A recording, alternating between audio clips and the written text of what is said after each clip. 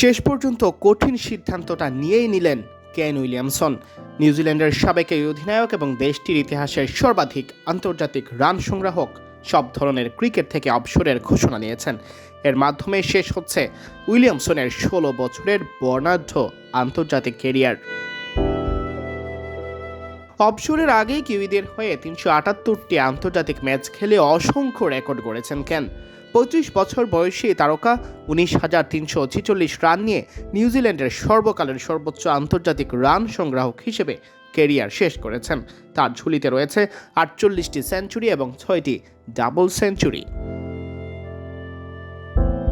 ২০১৬ থেকে ২০২৪ সাল পর্যন্ত নিউজিল্যান্ডকে নেতৃত্ব দিয়েছেন উইলিয়ামসন। জিতেছেন টেস্ট চ্যাম্পিয়নশিপ, খেলেছেন বিশ্বকাপের ২টি ইভেন্টের ফাইনাল, ৩টি সেমিফাইনাল। তবে এখনই সরে দাঁড়ানোর উপযুক্ত সময় বলে মনে হচ্ছে তার। উইলিয়ামসন বলেন, আমি বিষয়টি নিয়ে অনেক দিন ধরেই ভাবছিলাম, তবে গত কয়েকদিনে আমার কাছে পরিষ্কার হয়ে গেছে যে এখনই সঠিক সময়।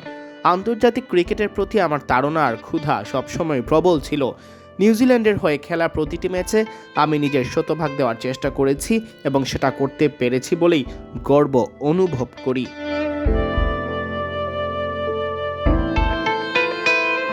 তিনি আরও বলেন, এর চেয়ে কম কিছু দিয়ে চালিয়ে যাওয়া ঠিক হতো না। নিজের শর্তে বিদায় নিতে পারছি, এজন্য আমি নিজেকে ভাগ্যবান মনে করি।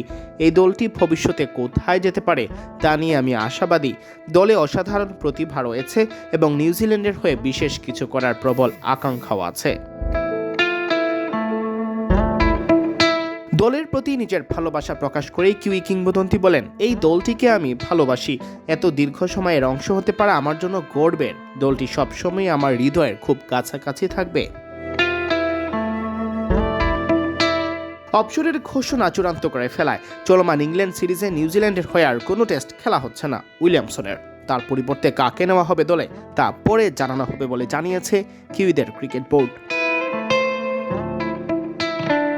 সিয়াম চৌধুরী, বিডি ক্রিক টাইম।